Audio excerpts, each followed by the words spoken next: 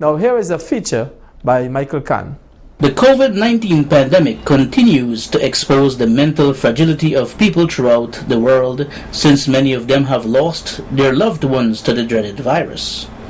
Here in Guyana, a few hearts have been broken because the death toll is under 10. However, the virus remains a threat to all nations. Limited or no work, less or no pay due to social distancing, continue to add stress to an already depressed country like Guyana that is currently faced with a political crisis.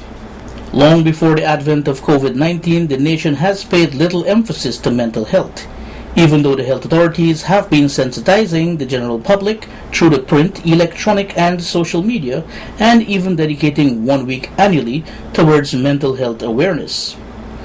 It is important to note that the stigma attached to mental health continues to cause further suffering to those who are struggling to recover from the illness.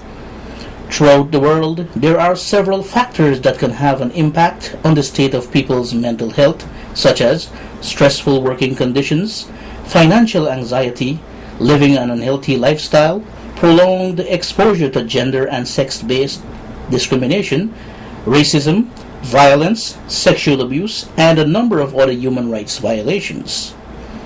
Genetic factors also determine biological risks, and no one is immune to the various levels of mental health impacts, whether social, psychological, or biological. Over the past weekend, this reporter took the opportunity to visit a couple of prominent locations in the Queenstown and Smithtown areas in New Amsterdam. Although some of the well-known mentally challenged squatters were not at home, it was evident that makeshift beds and kitchens were established to cater for their daily and nightly needs. Along the Strand Road, one man had a cell phone screen admiring his reflections and seemed unbothered about the presence of the camera that was focused on him. A little further up the thoroughfare, I met an interesting character who identified himself as Alicia Globe Warner. While maintaining a social distance, he gave some brief but valuable information about himself. Firstly, he indicated that he was born on the 1st of January 1961 in Georgetown, Guyana. Trying to see if I can get life together with the never conduct and find it. Well, I got so I found the foreign countries, you know, I used to work at Citibank. But in Georgetown, I used to work at TT, but then, now it's TT. The 59-year-old former telephone technician indicated that his life took a rough turn when he was deported after spending 10 years in the United States of America. When I was a younger age, I used to work in the Motor Department when this guy was posting. Okay. So what happened to you, man? Well, I left the country and went abroad, so I far up to banking now. Okay. When you went abroad, where you went to? That was New York. And what happened over there? Well, they got a lot of frustration going on along the line in the world, you know, the people that are struggling all along the premises are people that are losses. So you have to make sure that you find boundary lines and everything is in order. The dreadlocked man now spends the majority of his daylight hour roaming the streets and soliciting financial assistance, not knowing about the threat of COVID-19. The government's got a station, people who hasn't been well in the prime of the life.